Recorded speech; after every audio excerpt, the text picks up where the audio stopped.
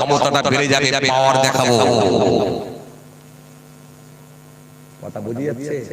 শরীয়ত যা বলেছে সব তার উল্টো আমাদের হচ্ছে কি হয়নি? কথা বলো। হ্যাঁ জি,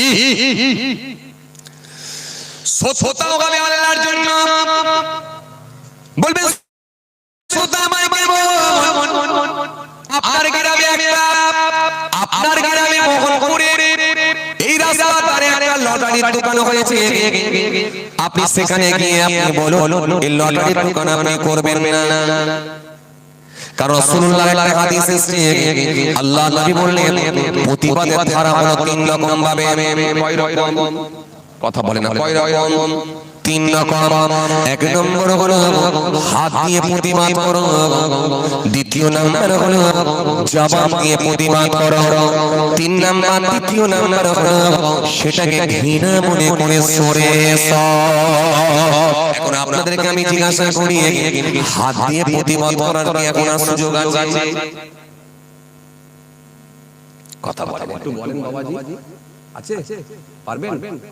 একটা লটারি হয়েছে, সেখানে গিয়ে আপনি পারবেন যে টেবিল চেয়ারটাকে উল্টে দিতে, ওই লটারি টিকিটগুলোকে গুড়িয়ে নিয়ে বস্তার মধ্যে ভরে আর চুলের মধ্যে ভরে দিতে পারবেন?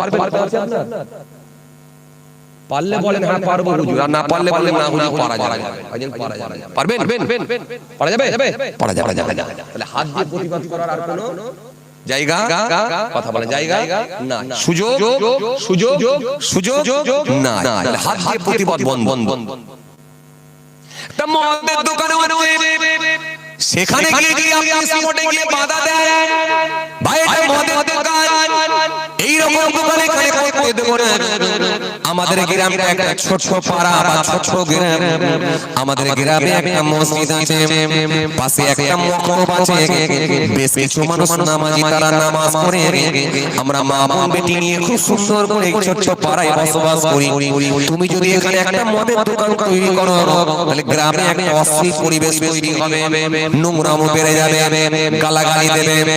কারণ বাবাজি আমার ভাইরা, যত অন্যায় কাজ হবে তার অন্যায় কাজের মূল কারণ হলো সেটাই হলো নেশা।